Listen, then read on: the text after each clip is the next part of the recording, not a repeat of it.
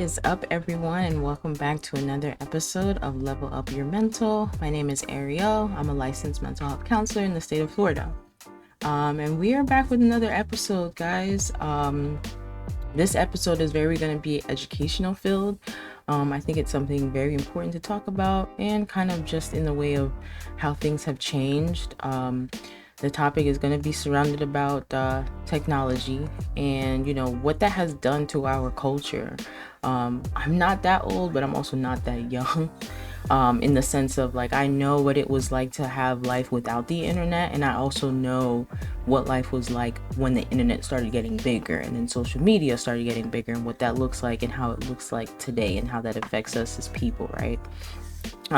So as we get into this topic, I will have another game playing in the background. It's going to be House Flipper again, which is basically where I am taking different tasks that people are asking for me to do with their homes, and completing the jobs. And that's basically what's going to be playing in the background, right? So let's get into today's topic. So when talking about today's topic, I really want to focus on technology and being overstimulated, basically digital overload, right? What we're seeing in today's world is that technology is a big part of our everyday life. I mean, how I'm talking to you guys now is through technology, through a video. Everything is translated through our phones, through any type of little technology. And I think people forget how much of an impact technology takes on you when you use it so much. And this is not to fault anyone or to come at anyone for their use, but it's basically just to give people an educational understanding on how to use technology, social media, just in general, on a regular daily basis, how to use it so that it doesn't create a negative aspect in your life, and you're also able to create a balance between the two, right? So when it comes to overstimulation and what are we seeing, I did a lot of research when it came to this topic. There are some things that I've seen myself, but there are also some things I wanted some clarification on. So I did some digging, did some research just to see what statistics look like, just certain facts and different things that we have seen over the course of just what's been going on, right? So just to give a little explanation, what is digital overload? That happens when you spend too much time consuming media through screens. This makes it hard to process the information you're taking in, and digital overload can happen whether you're online, watching TV, or playing video games. It can lead to feeling distracted, anxious, fatigued, or depressed. So there's different aspects when it comes to digital overload, right? This doesn't necessarily mean being on your phone and just looking at your phone and doom scrolling. This can also go into watching TV. That's a lot too. We have so many different ways of accessing the TV, not just on our phones, but on our iPads, on the computer.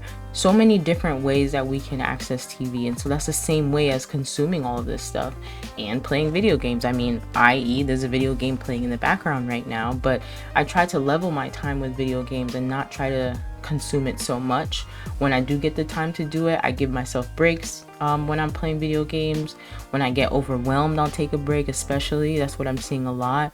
A lot of times now that I consume video games more as a way for me to relax and in my downtime, I do see a lot of videos of people doing rage videos of them getting upset from a video game and breaking their TV or breaking their monitor setup, breaking their keyboard. And a lot of times this is really due to frustration, but other times it's because that's what's going to bring the eyes over to their content, is people want to see people doing that. And I think that's what creates a lot of the overload, is that people are finding other ways to consume their content, and then they're also finding other ways that are going to bring them money. And a lot of times people like that drama, they like to see all that stuff, so they will do these type of things. But again, whether you're the person that's taking in the content or you're the person that's creating the content, this can become a lot, and you become distracted, become anxious, you're tired. A lot of the people that I see that do any type of form of content creation, which is a lot of the jobs that we're seeing now, they take breaks. They're needed breaks, because all you're doing is being in front of a camera, or you're using a camera to do your content, and that can become a lot for some people. So breaks are well needed, right? So that brings me into internet and wireless communication technologies have reshaped our environmental experience and can overload us psychologically, right? This mental overload can lead to behavioral, emotional, and health impacts. Electronic and mobile communication can also create a type of noisiness that impacts us regardless of whether we are personally engaging or not. And that's important to remember too. Just because you're not physically in front of the TV, you could be doing something else and taking in the content, and that could become a lot for you too. I'm seeing a lot of people are listening to a lot of murder shows or just a lot of things that are drama filled, and they'll be doing this while they're doing something else. You can still have digital overload or be overstimulated even if you're not physically focused on the content, right? You could be doing get ready with me's, you could be doing your makeup or whatever, but you have that playing in the background as part of a thing to be able to get you through the process, right? Overstimulation is both complex and simple. Simple in the way that it becomes too much stimuli, and complex in what stimuli can cause it and how it can vary from person to person, right? The level of what we can take varies from different people. What I can consume for technology is different from what somebody else can consume. And that's very important to be aware of. Some people can sit in front of a TV screen, in front of a computer screen for hours. Other people need to take breaks. Other people have a limit, right? And I think it's important for us to understand that, because I think when we reach our limit, that's when we know that we have to take a break. And it's okay to take a break. You're not going to miss out on anything. And it's also important. Your brain needs a break. Your eyes need a break. I know a lot of things that I've seen also is people suggesting eyewear to use when you're in front of the computer, which is good too, so it doesn't cause a strain on your eyes. But we also want to remember too that breaks are needed. Like, our brains are working 24/7. When we take that time to sleep and recharge and not use the brain as much as we are used to using it, it gives our brain a chance to take a moment and take a beat to just relax and not have to overwork. That way we're not stressed or other things are being caused by it, right? Now moving on to, social media. There's an increase in stimulation with social media, right? Bright colors, bright lights, loud noises, the flashing of different photos and videos, etc. Think about Instagram stories, TikTok. You can quickly move from one story to another, with people sharing only the good parts of their life, right? And that's something to be very mindful of. There are some people who do share the difficult moments, but we have to be aware that there are people who don't tell us everything about their life, right? So as we're consuming all this media, a lot of times we tend to compare ourselves to other people without even thinking about it. It's just something that we go to, like, man, I wish I could be in Aruba like this person is, and I don't understand why that can't happen to me, right? It's just a self-conscious thing. Now, how that may hit to someone else compared to you or compared to whomever might be different, right? There are some people that are able to consume the media of other people and not compare themselves, and they're able to function. But there are some people who self-consciously will compare themselves, and then that creates a lot of negative impact for themselves. And then they start to do things where they feel like they have to compete with other people. But at the end of the day, we know this is not a race. Everybody's life is different. And as we sit here and consume all this information and all this media, we also have to understand too, all of our lives are different. Everybody's moving at different pace. And the best way to consume this media is to not compare. As hard as it may seem, that's where I feel like you need to take a break. You're finding that you have to compare yourself to others, or you need to be in a certain stage in your life because of other people that you're seeing online. I think that's where a break is needed, because, sometimes we can compare ourselves to others. We're human, we have emotions, things happen, right? But we also have to understand too, life happens. We don't know what stages that person has been through. We don't know what's going on in their life. Like I've said before, they'll show us the good parts, some will show us the bad parts, but we don't see every single point of everybody's life, and it's important to remember that, right? So as I was saying, with social media, you can move quickly between stories. People are only sharing the good parts of their life, and this includes music, oversaturated colors, and it can become overwhelming quickly. I remember talking to a friend of mine who was, so consumed with TikTok to the point that she got to the bottom of her algorithm, got to the bottom of her feed. Um, and it basically told her to take a break, which that was the first time I've ever heard that before. That has never happened to me. I've never been on TikTok for that long for it to tell me that, my feed is basically gone. But the fact that it does do that, I think, is a good thing. But the fact that you can get to that point, that you've consumed so much that the app is telling you to take a break, I think that's where the issue lies, right? A lot of times we forget that there's other things in life for us to enjoy, and we skip out on so many things when we're just sitting on our phones all the time. And it's something that I think we take for granted and we don't really think about until something happens. Then we're just like, wow, I spent so much time doing this, doing that, when I could have been doing this, right? From statistics that I've seen, it says that in a 2022 report, it showed that on average, adults in the US spend more than 13 hours a day using phones, laptops, tablets, televisions, and gaming devices, right? Another study conducted in the US found that there were higher odds of developing depressive symptoms if you spend 6 hours or more a day watching TV and using the computer, with the risk being higher among women.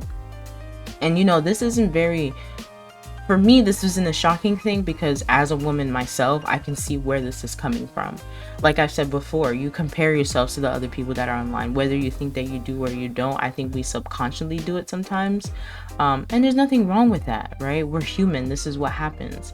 But I think the problem becomes where we start to have that as our everyday life, and now we're changing the way that we do things because we're comparing ourselves to other people and not living the life that we want to live and how we want to live it, right? Spending 13 hours a day on electronics is a lot, and sometimes we don't notice how much time that we have on there because we're just doing it.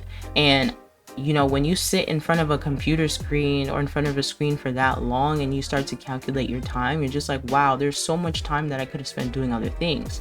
But I think the issue lies is where this generation that we are just now seeing grew up in the technology, social media era, right? We can't fault them for what they grew up in and for what their parents displayed to them. Their parents also grew up in the social media becoming and social media evolving area, so that's where they're used to showing their content and being social with people. So I can't fault the people that don't know any better, in the sense that this is what they grew up on. But what I can say is there has to be a level of balance, and there has to be a break in between all of this. We can't sit here and consume and think that everything is going to be good on that half, right? I don't know about others, but for me, as I've gotten older, I really cherish my time, especially my time with family and friends. And so when I do have those time with others, if I am using my phone, a lot of times it's to take pictures, but I try to put my phone away and honestly just talk. There's so much, for me at least, there's so much joy when it comes to having conversations with people. This is part of the reason why I became a therapist, because I love talking to people. I love hearing people's stories. There's so many people in this world, and everybody comes from different walks of life and deal with so many different things. And for me, it's just interesting to hear how everybody deals with life and just, what their life looks like, right? And the only way to be able to get that is to have conversations with people. And I feel like when you just sit in front of a screen all day, you're consuming what you want to consume instead of actually dealing with what's going on in real life, right? So I think it's important for parents to start being the example to their kids and letting them know, like, hey, let's take a break. Let's go get some frozen yogurt and have a conversation together. Let's go to the movies. Let's do some type of activity that doesn't involve our phone, so that, as we get older, we can remember these times and cherish them. I don't know about you, but, a saying that I've always heard is time flies. Literally, whether you're a little kid, whatever. Like, look at it now. It's June. of 2024. We are halfway through the year, which is crazy to even think about, because I feel like January was just here not too long ago. But this is how much time is flying by, and you have to take a balance between the technology and just living your life. I find so much peace outside of technology, especially because the way that technology and social media has changed, where it's kind of just like everybody and anybody is able to create a page and just start spewing out information and creating content without any type of, you know, professionalism, any type of credentials. Just anybody's able to make a page, and that's their right? But I think a lot of times when you don't have the discernment to see what is right and what is wrong, if you're the type of person that is easily able to just consume information and just believe everything, it's going to be very hard to sit there in front of a screen and be able to function through life, because you're always questioning what you're seeing. You know how many times I see a video on someone recommending, don't do this, don't do that, you know, this type of food does this, this does this to you, it affects you in certain ways, and they have no type of credentials. It's just some person who, you know, their experience or whatever they've read, that they decided to create a page, and they make it sound so convincing that other people get trapped in it too. And so you have so much misinformation all over the internet, and it's to the point too where a lot of the people are also discrediting the people who went to school for this and making it seem as if they are the people that are doing wrong. I mean, there are some, I'm not going to say every single person is doing right that went to school and got their degree and did what they had to do, but we also have to be very aware of what is it that we're consuming online and how this can affect us in the future, right? So that goes into technology can make life more difficult in certain ways, right? Perhaps you've noticed that you're often in a bad mood or feel anxious after checking your social media feeds, right?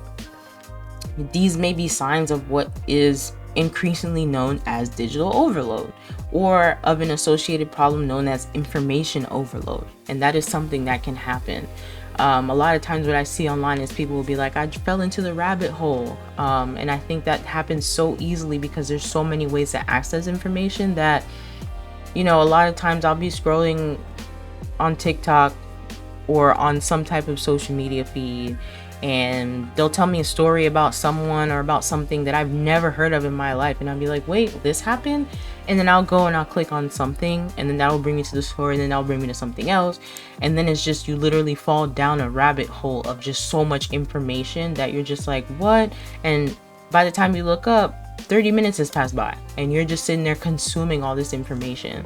And a lot of times too, what I've seen is people will put up a lot of stuff that is meant to scare us.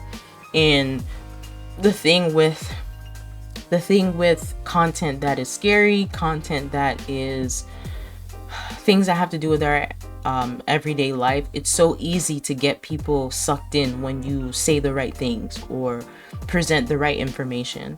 But a lot of times some of that information is wrong. And I've also seen, you know, some people are too lazy to go find out the actual truth, or a lot of times people don't want to know the truth, and they would rather just take the false information that they're receiving and just take it for what it is, right? And this is where the problem lies. You're taking in all this information, and sometimes people are spewing that stuff back out to people that they know.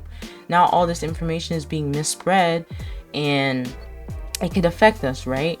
So we want to be aware of that and understand that taking a break from being on these social media sites or consuming this information is very, very important. When it says that being in a bad mood or feeling anxious after checking social media feeds is something that I've seen a lot. It even happens with me sometimes. Sometimes I'll compare myself to other people, like, wow, how is this person who's the same age as me is able to do this and I'm not able to do that? And we, like I said before, we have to understand that everybody's lives is different. But the problem with social media is that, once again, they're showing all the good parts. They're not showing all the stuff that they went through. Sometimes people don't want to show that. Now, there are some people who will show you the truth and show you all the stuff that they've been through, but there are some people who don't want to, and they would rather show themselves in a better light, right?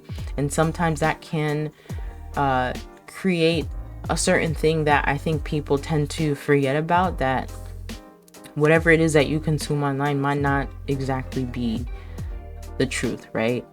So our feelings of worthlessness, shame, anxiety, self-comparisons, dissatisfactions with our lives increase from a few moments of scrolling.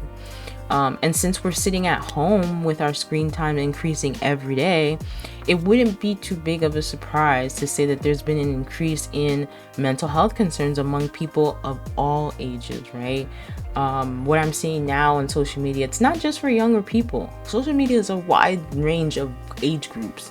This is going from kids of young age doing social media with their parents, or their parents watching over their social media as they're doing it, or I'm seeing people all the way up into their later ages, like elderly people who are now creating content to show people what their life looks like. And this is great. I mean, it gives an example to people of all ages of what kind of content they can consume, which is a good thing. But I also think the other side of it too is that we have such easy access every day and every point of our life. We could literally pick up the phone and just be like, okay, well, let me look and scroll. I have 5 minutes while I'm at the light in my car, or I'm sitting at the doctor's office while I'm in the waiting room. Let me pick it up. But within those few moments of you picking up the phone and scrolling, you're already starting to think of all these things and comparing yourself and having anxiety and getting all this stuff. And this is where it's like, okay, I need to change my mindset when it comes to social media. I need to figure out what the balance is going to be, so I'm not sitting here over consuming and then also comparing myself to stuff that you wouldn't even thought about back in the day when you didn't have the access to the internet like you did.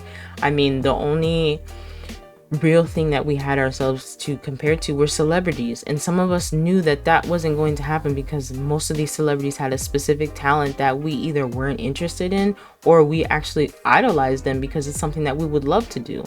But now that we see celebrities as everyday people on our feed, that celebrity type of fandom is kind of moving in a different direction. I mean, you now have people that are stans. They will ride for their people, especially because now celebrities have such easy access to us as consumers, where they're creating their own content.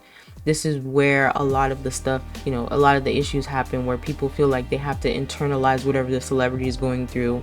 And then that's where negative stuff start happening, where people are saying mean things because of the celebrity and how they feel about them and the situation, right? So this does come with, the digital overload and being overstimulated and, trying to find a life outside of the internet, because it is possible, right?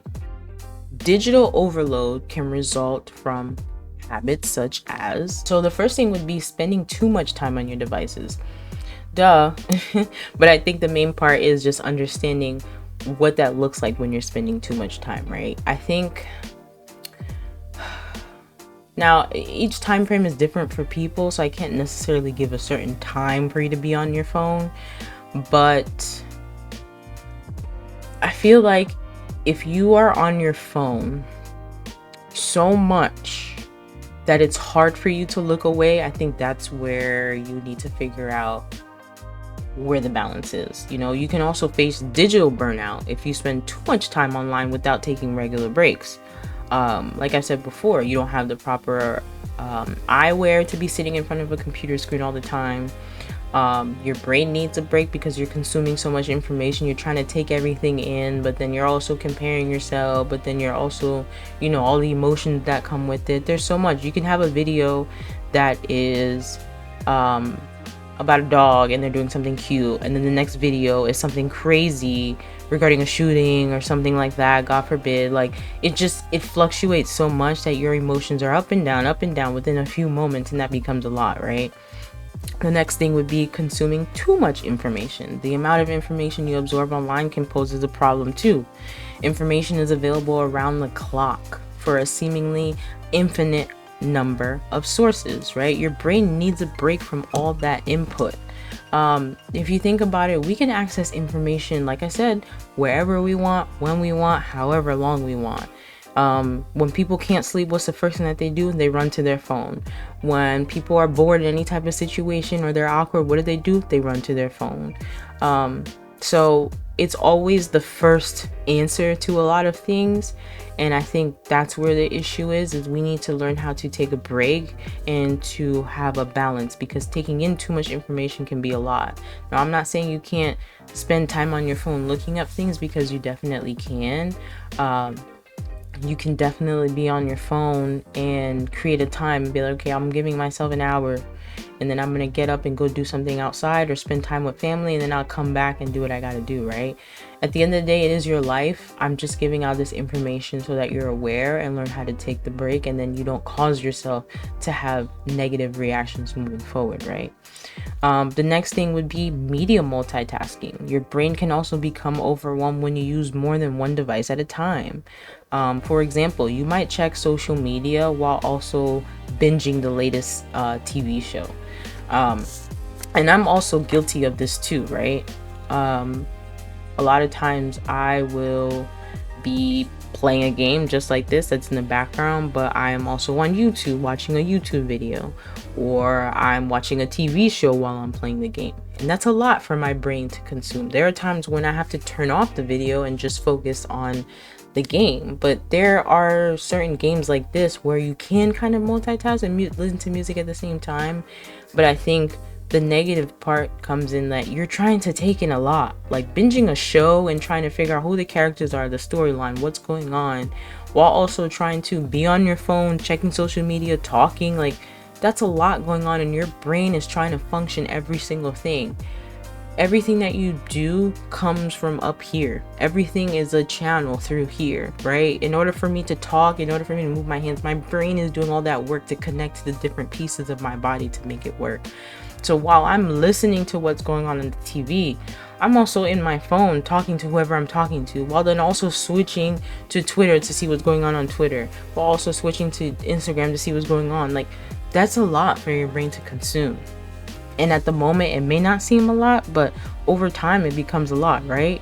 So research shows that people who media multitask perform poorly on tasks that require focusing. And I think that is the reason why we're seeing a high level of people getting diagnosed with ADHD. Now, of course, ADHD and ADD have different aspects of it to get you professionally diagnosed, but I think this is where the issue comes from, where you're multitasking so much that when it does come time where you have to actually sit and focus on something, it is very hard for you to do so, because you're so used to having your hand in so many different pots. So how am I able to just sit here and focus on one thing when that's not what I'm used to, right? You might also find yourself doom scrolling through post after post about scary news stories online. It's difficult to stop scrolling, right? But your brain can no longer process what you're reading. Your brain has consumed it so much to the point where it's just tiring.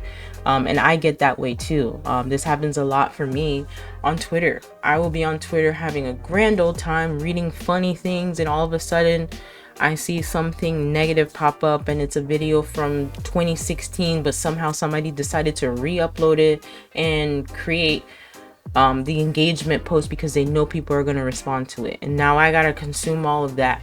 That's a lot, right? So your brain is trying to process everything, but your brain needs a break. In order for you to function at your best, your brain needs a break. So please learn how to point out these symptoms so that we can learn how to give our brains a break, and that we can get to the point where we're able to, again, create a balance between these things, right? So signs that you may be experiencing overstimulation, right? What are the signs? How do I know that I'm being overstimulated? It might not be something that you're used to noticing. So here are some things for you to see. If you point them out, maybe it's time for me to figure out my relationship with technology and social media, right? So you might notice a change in your stress level. If you are using devices too much. Research suggests that spending more time on the computer leads to higher stress levels. Like I've said before, we're consuming a lot. There are certain jobs where you can't help but being in front of the computer. Like I've said before, I work in front of a computer in my daily job. So there are times where I need to even take a break myself. So I will take a break and get up out of the office and walk around outside. I will even during my lunch break take myself out of the room and I'll eat outside and read a book while I'm eating. I know that there are certain situations where people feel like they have to eat their lunch and work. I'm not trying to tell anybody how to do their job, but I feel like if you do have the chance to take a break and walk away from the things that you're doing at your job regularly, then do that, right? Because it's very, very important for you and to make sure that you're doing okay. Other signs are irritability, anxiety, vision problems, difficulty sleeping, mood swings. Too much screen time can also lead to overstimulation for some people. Overstimulation, also referred to as sensory overload, the digital overload, is when your senses are overwhelmed with too much information at once. This can cause you to have difficulty processing what you're taking in. People who use their devices excessively have reported symptoms of depression, anxiety, such as excessive worry, mood swings, and feelings of hopelessness. If you already have a depressive diagnosis or that's already in your history, being online and seeing what's going on can definitely add more negative than it would positive, because you're comparing your situation to other people. And we all know, or we should at least have heard before, that not everybody's mental health is the same as someone. Just because you have depression and I have depression doesn't mean it's going to show up in the same way. We might have our depressive symptoms show up in different ways, right? So we have to be aware of that. And when we are depressed and we're using social media in order to help with our symptoms, it can help. There are some good things on social media that can help, but again, there are some bad things that can help, and this can lead to you having anxiety over your thoughts. Oh my gosh, my friend finished something before me. Now I have to hurry up and do it too, or else I'm gonna be seen as a loser, or be different than everybody else. Or when they say difficulty sleeping, you're sitting here worried about what's going to happen tomorrow, or what content you're going to put up. It's just a lot that you're taking in and that you're processing. So I can see how these things can result in certain mental health diagnosis, and if you don't take a tackle on it, how it can definitely lead to those things, right? I've seen it in multiple settings, as far as the clients that I've seen, and also the people that I regularly watch online. A lot of YouTubers I'll see will take breaks from content creation because it's exhausting for them, especially if they're, daily vloggers where they're vlogging their life all the time. A lot of them need breaks. They're constantly doing a lot of work in front of the screen, and a lot of times they don't feel like certain parts of their life is private. And some people, we need that privacy, so they will take breaks. Same thing with streamers. I see a lot of streamers will take breaks because playing a video game all the time can be a lot. Yes, it's a great job if you love video games and that's what you love doing, but just like any other job, we need breaks. People take vacations all the time. I'm not going to diminish someone for the job that they do. It's different than everyone else's, but everybody needs a break.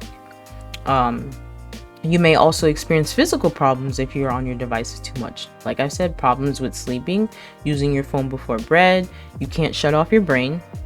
Visual problems, overworking our eyes, decreased bone density, sitting or lying down too much. A lot of times when we're on our phone, we're either sitting down, we're laying down somewhere, we're super comfortable. And high blood pressure to lack of physical activity. When we're on our phone 24/7 and we're not getting physical, this can create a lot of medical issues. And I'm sure there's some type of study of what specific medical issues that we're seeing now, but the whole point of it is to know that we have to move our bodies. We need our brain to take a break, and that comes with even just taking the time to walk outside, sit outside, or just sitting somewhere in order for you to just take a break, take a breather from everything, and just give your brain a moment to rest, right? So this now brings me into the last part, is how do we manage overstimulation? Like, how can we get better with this? Because we know technology is not going anywhere. It's something that is forever going to stay, and it seems as if it's making an even bigger impact with the way that how people are adjusting, right? I'm seeing a lot of jobs are turning into more technology based. There's a lot of more self-checkouts now. We're not getting as much cashiers and people behind the register as we're used to doing, right? So technology is definitely here to stay, but we can definitely figure out how we can manage it and not create an overstimulation and negative impact with it, right? So starting with what I've seen in research, it says that Experts recommend less than 2 hours of screen time per day for most children under 18. For children under 5, pediatricians recommend even less screen time. So I know for a lot of moms, they use the iPad as a way for their kids to be distracted. I don't see a problem with it as long as they're watching something educational, but I think the problem does lie when that's the only thing that they're consuming. Kids have to be kids in the sense that they need to go out and play. They need physical activities. They need to socialize. If they don't, it's going to cripple them as they get older and they become adults. Even just as a teen, being able to make friends. When you're in school, you can't use your phone as much as you used to. A lot of schools are cracking down on cell phone policy. So now this is forcing kids to socialize like they used to and, be with their friends and do the things that they need to do outside of their phones. So if we can limit the screen times as kids, this can help them as they, continue to grow older. Now for adults, you should aim less than 2 hours of screen time a day outside of work. We know with work, there's the exception because it's your job. That's what you're supposed to do. But like I said before, when you take a lunch break, step away from your screen if you can. When you are able to take like a 15-minute break, if your job allows that, take that 15-minute break away from the screen, Now that's not saying run to your phone, because that's just replacing another screen with another screen. If you absolutely have to check your phone, I would say give yourself like 5-10 minutes from your phone and then spend the rest of your time reading a book or doing something else that's going to be good for you and good for your brain, right? This can help you avoid problems associated with spending too much time online. So making sure that you are taking time to relax when you get home. Give yourself time on your phone, that's fine. Give yourself like 30 minutes, but spend the rest of the time doing something that you enjoy, like watching the TV without the phone, cooking, that's what you enjoy doing. Not saying like for the family, but if you enjoy cooking, if you do enjoy video games, playing it, but limiting your time with that, just figuring out what's going to work for you, but in a balance so it's not too much, right? Set time limits on your use.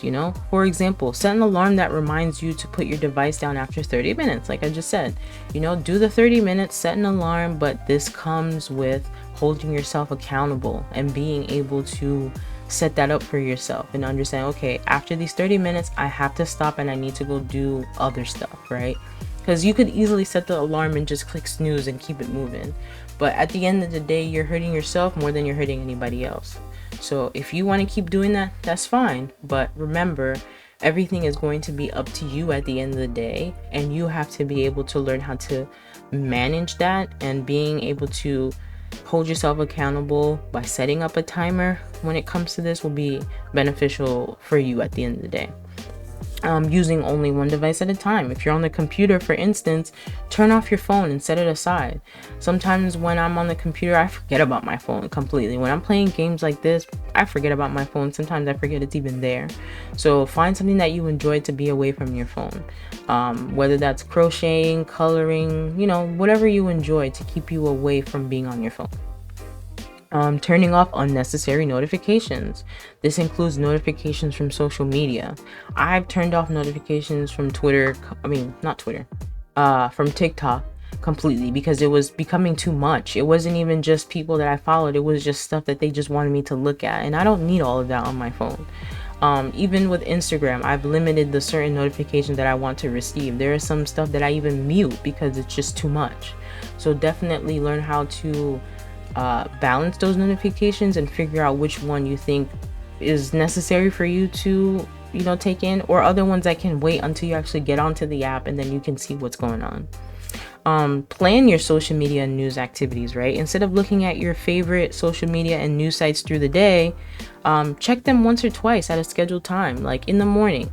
Make sure that you brush your teeth, you get your time in the morning, and then when you're eating breakfast, sure, check your phone for a couple minutes, 10 to 15 minutes. And then for the rest of the day, do something else. And then in the evening, again, when you're winding down, you can check your phone, check your news sites, and then that'll be your 2 times that you check for the day. Just figure out what works so you're not checking it constantly throughout the day. Give your brain a break.